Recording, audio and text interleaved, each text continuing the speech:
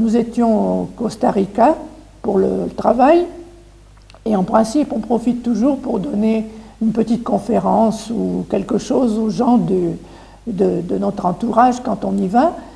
Et au Costa Rica, je fais de l'écriture automatique. J'ai une phrase qui semblait être de ma maman, qui disait « Karine est venue me chercher ». Alors, comme ma maman, je savais qu'elle était âgée, qu'elle avait des problèmes de santé, j'ai pensé bien sûr qu'elle était décédée. On a appelé j'ai appelé Yvon à son travail, on a appelé mon père chez lui dans le Pas-de-Calais, et on lui a demandé des nouvelles de ma mère sans dire quoi que ce soit, et il n'a rien parlé de ça. Alors, il nous a dit simplement qu'elle était très mal et qu'elle était dans un hôpital. Donc nous, on a cru, comme c'était le soir, qu'il ne savait pas encore, qu'on ne lui avait pas prévenu, et on est revenu faire des prières, etc. Et la conversation qu'on a eue entre le travail d'Yvon et l'hôtel où moi je me trouvais, il me racontait la conversation qu'il avait eue avec mon père, qui n'était pas encore au courant du décès de ma mère. Et j'ai dit, bon, c'est tout, il faut prier, on va revenir à la maison, on va prier, etc. Enfin, c'était un thème bien spécifique.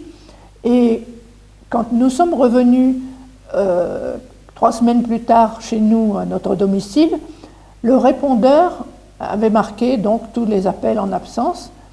Mais curieusement, le premier message, quand on met en route, c'était une partie de la conversation qu'on avait eue au téléphone entre l'hôtel et le travail du Costa Rica. Alors, forcément, c'était quelque chose, on a dit, c'est pas possible. Alors, il me regarde, puis il me dit, mais c'est pas possible, tu peux remettre en arrière. Je reviens en arrière sur la boîte de messagerie, et là, la conversation du Costa Rica n'y était plus, mais par contre, on l'entendait à lui dire, mais c'est pas possible. Or, notre enregistreur de messages n'est pas pour les voix vocales extérieures. Alors, on a refait partir à nouveau tout à zéro, et là, par contre, on commençait à défiler les messages normaux, c'est-à-dire le numéro 1. Tout ça, ça s'était trouvé avant. Et le père Brune le raconte parce que c'est des choses quand même qui ne sont pas courantes. Et pour la petite anecdote, ma maman, en fait, n'était pas encore décédée, mais je pense qu'elle a fait une sortie de corps ou qu'elle a été partie pendant quelques instants. Il y a 2 transcommunicateurs qui représentent beaucoup pour nous et qui sont très connus dans le milieu des chercheurs. En fait, eux n'ont pas perdu un être cher. C'est le couple Arch-Fischbach. Ce sont des luxembourgeois. Et avec eux, tout est possible. Le grand problème, c'est que les gens ont du mal à accepter ce qui nous dépasse. Or, dans ce domaine, il y a beaucoup de choses qui nous dépassent. Il faut comprendre que moi, en tant qu'ingénieur, j'ai l'esprit rationnel, mais ce n'est pas pour autant que l'irrationalité n'existe pas. Donc, avec eux, il faut s'attendre à tout. Et nous leur avons rendu visite lors d'un voyage en France, parce que je dois compléter un petit peu ce que disait Marie-Vonne.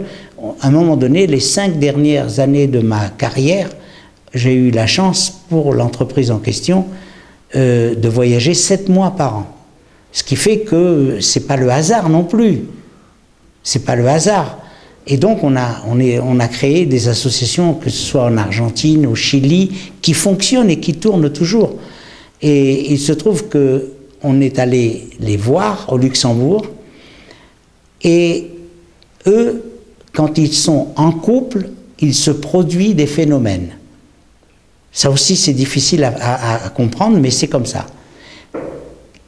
Et ils avaient déjà fait quelque chose de très fort, qui serait peut-être un peu long à raconter. Et dans le livre que nous avons écrit avec Didier Van Covelart, il y a même des photos de ce phénomène. Non, ce jour-là, nous sommes allés déjeuner, égoïstement, nous n'avons pensé qu'à nous. En rentrant chez eux pour boire le café, de la nada. En espagnol, on dit de rien est arrivé un papier qui m'a touché l'épaule. Un papier fermé. Un papier, ça ne fait pas mal. Or, pendant un quart d'heure, j'avais l'épaule qui brûlait. Et à l'intérieur de ce papier, eh bien, il y avait cette jolie petite étoile, voilà, que l'on voit ici. Et sur le papier... Pas la chaîne, hein. Comme dirait le père Brune, la chaîne, ça a été acheté par la suite. On l'a demandé, mais elle n'est pas arrivée. Et après l'étoile, sur le petit papier, c'était vraiment un tout petit papier, et sur le petit papier, il y avait écrit « De Karine », comme une écriture un peu bâton, c'était écrit « De Karine pour maman ». Et c'était la fête des mères le lendemain en France. Mais je dois dire que la fête des mères en France, nous ne la fêtons que rarement, parce qu'au Mexique, ici, puisque nous vivons toujours ici, nous fêtons la fête des mères du Mexique, qui est toujours le même jour. C'est le 10 mai. Le 10 mai, ça ne change pas, quel que soit le jour de la semaine, c'est la fête des mères. Donc nous l'avions fêtée ici le 10 mai, avant de partir en France. Donc pour nous, il n'était pas question de refaire quelque chose à nouveau, ni d'avoir un cadeau, ni de se faire un petit plaisir, ni rien. Et il y a eu quelque chose d'un peu particulier, parce que nous avions été voir un médium plusieurs années avant, et le médium avait dit une phrase qu'on avait laissée de côté parce qu'on ne la comprenait pas. Il y aura quelque chose qui arrivera, qui brûlera, et comment c'était le reste de la phrase? Ça brûlera, c'est... Oui, c'est ça. Surprise. Oui, surprise. Enfin, des termes comme ça très spécifiques, nous l'avons gardé, on a dit, bon, on verra plus tard. Et ce jour-là, eh bien, l'épaule d'Yvon a brûlé, le cadeau est arrivé pour la fête des mères française, et le petit papier, eh c'était la surprise, parce que franchement, il faut reconnaître que... Et il y a un élément de plus, c'est que chaque année, je fais un cadeau à Marivonne pour le jour de la fête des mères de la part de Karine.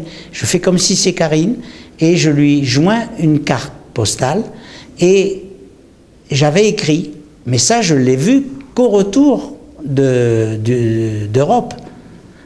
Mais j'avais écrit de manière inconsciente probablement, il y aura pour la fête des mères en France, tu auras un cadeau surprise. Ça paraît impensable, parce que le 10 mai je lui fais un cadeau et j'avais pas l'intention de lui faire un deuxième cadeau. Et donc tout ça s'est recoupé et on a retrouvé tous ces éléments.